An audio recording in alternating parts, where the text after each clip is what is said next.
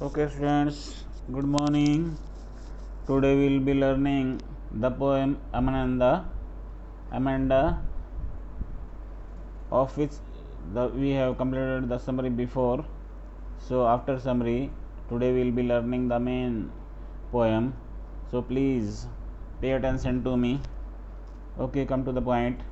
Poem number 6, Amanda. It is written by Robin Klein.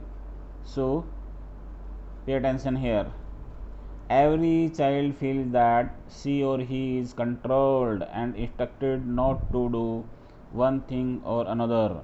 हर एक बच्चा, चाहे वो लड़का है चाहे वो लड़की है, ये सोचता है कि उसको एक या दूसरी चीज़ नहीं करने के लिए निर्देश दिए जाते हैं या उसको काबू कर लिया जाता है, उसके ऊपर कंट्रोल किया जाता है कि वो एक के बाद दूसरी चीज़ें ना करे। ये सारे निर्देश उनको दिए जाते हैं। ये बात हर बच्चा सोचता है, चाहे वो लड़का है चाहे वो लड़की है। You too may feel that your freedom is curtailed। आप भी ये अनुभव करते हैं कि आप भी हो सकता है यही अनुभव करते हैं कि आपकी जो आज़ादी है उसको छीन लिया गया है, उसको कम कर दिया गया है। Write down some of the things you want to do. कुछ चीज़ें लिखो जो तुम करना चाहते हो, ऐसी कुछ चीज़ें उनको आप लिखो। बट योर पेरेंट्स, लेकिन तुम्हारे माता पिता, एल्डर्स जो आपके बड़े हैं, do not allow you to, आपको वो ये चीज़ें करने की अनुमति नहीं देते। To read the poem aloud, इस पोएम को जोर से पढ़ें। फॉर्म पेयर्स, जोड़े बनाएं। ईच रीडिंग अल्टरनेट स्ट्रेंजार्स, और एक के बाद दूसरा इन स्ट्रेंजर को पढ़े। You are in for a surprise, तो आपको हैरानी होगी। ओके बच्चों, this was the mini summary of this poem Amanda. Every child feel that, हर बच्चा, ही और सी, ये अनुभव करता है, चाहे वो लड़का है या लड़की, कि he is controlled and instructed, उसको काबू कर लिया गया, उसको मना कर दिया जाता है या फिर उसको निर्देश दिए जाते हैं। Not to do one thing और अनदर, एक चीज़ या किसी दूसरी चीज़ को ना करने के लिए उसको मना कर दिया जाता है या फिर उसको दिशा निर्देश दिए जाते हैं। You too may feel that, आप भी ये अनुभव कर सकते हैं कि योर फ्रीडम इज़ curtailed, कि आपकी जो आज़ादी है उसको कम कर दिया गया है। Write down some of the things, कुछ चीज़ें लिखो यू वांट टू डू, जिनको आप करना चाहते हैं। बट योर पेरेंट्स और एल्डर्स, लेकिन आपके माता पिता या बुजुर्ग, do not allow you to, आपको वो करने नहीं देते हैं। To read the poem aloud, इस पोएम को, कविता को जोर से पढ़ें। फॉर्म पेयर्स, जोड़े बनाएं। ईच रीडिंग अल्टरनेट स्ट्रेंजार्स, और जोड़ों के अंदर एक के बाद दूसरा स्ट्रेंजा आप पढ़ेंगे। You are in for a surprise, और आपको पढ़ते हुए ये हैरानी हो जाएगी कि इसमें क्या क्या लिखा है। यहाँ पर आइए। Don't bite your nails Amanda, Amanda को उसकी माँ बोलती है। जब उसकी माँ अमेंडा को नाखून चबाते हुए देखती है तो वो बोलती है, अमेंडा, इस तरह से आप नाखून मत चबाओ, इस तरह से आप नाखून मत काटो। Don't hunch your shoulders Amanda, Amanda, आप अपने कंधों को झुकाकर मत बैठो। Stop that slouching and sit up straight Amanda, और जो अमेंडा जब कुबड़ आदमी की तरह बैठी हुई है, अपना कुबड़ निकाल कर बैठी हुई है, झुक कर बैठी हुई है, तो भी उसकी माँ बोलती है, अमेंडा, आप इस तरह से कुबड़ निकाल कर मत बैठो, आप सीधे बैठो। There is a languid emerald sea where the sole inhabitant is me, a mermaid different drifting blissfully, और अपने आप को अभी वो एक काल्पनिक संसार के अंदर ले जाती है और वो कहती है, एक हरा समुद्र, जहाँ पर जिन समुद्रों में कणी, जो ये मोती पैदा होते हैं, वो कितना शांत है। Where the sole inhabitant is me, और उस शांत माहौल में, उस शांत समुद्र के अंदर मैं वहाँ पर केवल अकेली हूँ। ए मरमेड ड्रिफ्टिंग ब्लिसफुली, मैं वहाँ पर बहुत सुंदर लग रही हूँ और बिना किसी के डिस्टर्ब किए, बिना किसी के रोके टोके मैं मछली की तरह वहाँ पर इधर से उधर तैर रही हूँ। जिस प्रकार समुद्र में मछली बिना किसी के डिस्टर्ब किए, बिना किसी के रोके टोके इधर से उधर सुंदरता, अपनी सुंदरता के साथ बहुत अच्छी तरह से इधर से उधर तैरती हुई चलती है, तो उसी प्रकार से ये एक अपने इमेजिनरी वर्ल्ड के अंदर अपने आप को ले जाती है एमेंडा, और ये वो सारी चीज़ें सोचने लगती है कि मुझे कोई भी वहाँ पर डिस्टर्ब ना करे, मुझे वहाँ पर कोई भी रोका टोकी ना करे। तो वो अपने आप को उसकी तरह लगा लेती है कि मैं वहाँ पर एक हरे समुद्र में जो बिल्कुल शांत है और जहाँ पर मैं अकेली हूँ, वहाँ पर मैं एक मत्स्य स्त्री की तरह हूँ, यानी एक मछली की तरह मैं वहाँ पर इधर से उधर तैरती हुई चलती हूँ। Did you finish your homework Amanda? और इससे उसकी माँ फिर उससे गुस्सा हो जाती है, एंग्री हो जाती है, और उसकी माँ एमेंडा से पूछती है, एमेंडा क्या आपने आपके टीचर द्वारा दिया हुआ, आपके अध्यापक द्वारा दिया हुआ गृह कार्य कर लिया है? Did you tidy your room Amanda? क्या आपने जो साफ़ सफाई करनी थी अपने कमरे की, क्या वो कर ली है?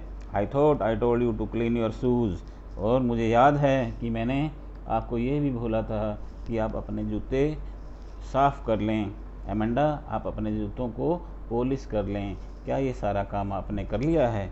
वो बार बार उसकी माँ जो है एमेंडा को टोकती रहती है।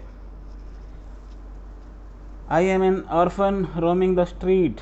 अब अपने आप को ये ऑर्फन मानती है, मतलब ये सोचती है कि मेरा कोई घर नहीं है, मैं एक मतलब किसी ऑर्फन में, किसी बिना माता पिता के जैसे बच्चे रहते हैं, मैं वैसी हूँ, और जैसे वो बच्चे इधर से उधर घूमते रहते हैं, वैसे ही मैं भी इन गलियों में इधर से उधर घूमती हूँ। I pattern soft dust with my hushed bare foot. मैं अपने नंगे पैरों के साथ गलियों में पड़ी हुई मिट्टी के ऊपर अपने पाँव के निशान बना देती हूँ।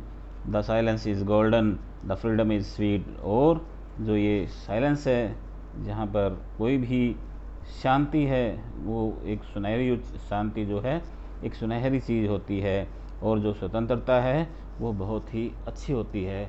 इस प्रकार से अपने आप को ये इमेजिन करती है, अपने आप को ये कल्पना करती है, क्योंकि ये सपनों से भरी हुई होती है, काल्पनिक संसार के अंदर रहना चाहती है। वो ये नहीं चाहती कि कोई उसको दखल अंदाजी करे, कोई उसको काम के लिए बोले, या कोई वो ठीक बैठी है या जैसे भी बैठी है उसको वो बोलें कि आप ठीक बैठ जाओ, आप नाखून क्यों काट रहे हो, आपने काम किया है या नहीं किया, आपने अपना कमरा साफ़ कर लिया है, आपने स्कूल का होमवर्क कर लिया है या नहीं कर लिया है। इस प्रकार से वो किसी की दखल अंदाजी नहीं चाहती। वो यही चाहती है कि मैं एक ऑर्फन की तरह इधर से उधर गलियों में घूमती रहूं, और अपने नंगे पाँव जो गलियों के अंदर मिट्टी होती है उनके ऊपर अपने शांति प्रिय निशान वहाँ पर बना दूं। इस प्रकार वो चाहती है, क्योंकि वो चाहती है शांति ही सबसे अच्छी चीज़ है, और जो स्वतंत्रता है वो भी एक अच्छी लगने वाली चीज़ है। Do not eat that chocolate Amanda. जब अमेंडा चॉकलेट खा रही होती है तो भी उसकी माँ रोका टोकी करती है। उसकी माँ कहती है कि अमेंडा ज़्यादा चॉकलेट मत खाओ, रिमेंबर योर एक्ने अमेंडा, क्योंकि जब आप ज़्यादा चॉकलेट खाते थे, आप याद करो उन दिनों को जिन दिनों आपके चेहरे पर फुंसियाँ हो जाया करती है। क्या आप उन दिनों को भूल गए हो? Will you please look at me when I am speaking to you Amanda. इस प्रकार से जब उसकी माँ उसको रोकती टोकती है तो वो उससे अपना दूर मुंह कर लेती है, अपना फेस इधर पीछे कर लेती है। लेकिन उसकी माँ कहती है कि अमेंडा, जब मैं आपसे बोल रही होती हूँ तब आपको अपना ये जो चेहरा है मेरी तरफ कर लेना चाहिए, आपने अपने चेहरे को फेर नहीं लेना चाहिए, मोड़ नहीं लेना चाहिए। इस प्रकार से उसकी माँ बोलती है। ये सारी चीज़ें उसको समझाती है, लेकिन वो अपने आप को काल्पनिक संसार के अंदर रखती है।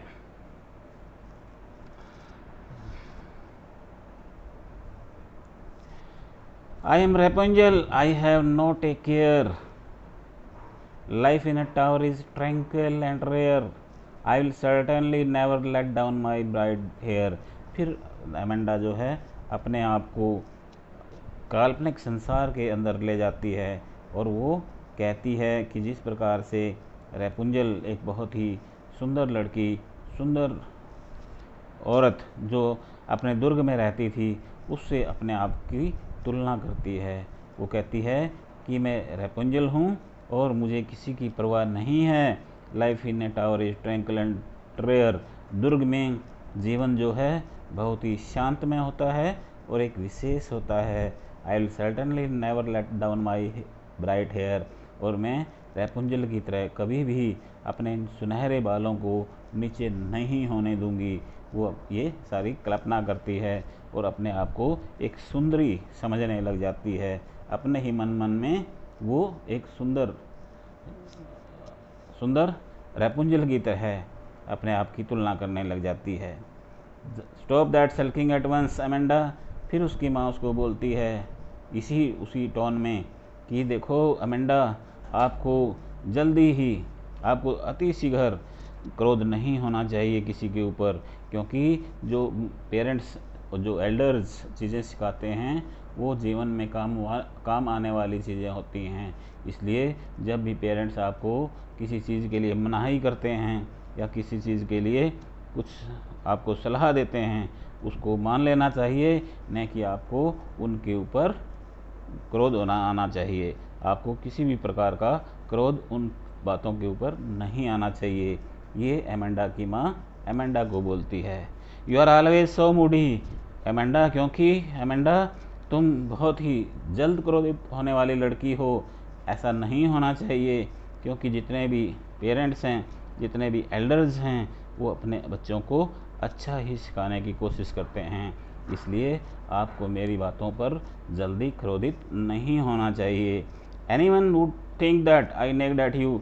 क्योंकि अगर मैं बार बार आपको मना करूँगी, बार बार आपकी रोका टोकी करूँगी, तो हर एक आदमी ये सोचेगा कि मैं हर बार अमेंडा आपको डांटती रहती हूँ। सो इन चीज़ों को आपको ध्यान में रखना चाहिए। आपको जल्दी क्रोधित नहीं होना चाहिए और ना ही आपको सल्किंग एट वंस, आपको तुरंत आपका जो पारा है, जो आपका गुस्सा है, वो बहुत ऊपर नहीं चढ़ना चाहिए, क्योंकि जो बात कही जाती हैं ये आपके जीवन में काम आने वाली चीज़ें हैं। Okay students, this was your poem number 6 Amanda. It was written by Robin Klein. So please revise this poem, learn the translation, learn the word meaning. So please do the needful. Please don't waste your time. Okay, thank you. Have a nice day.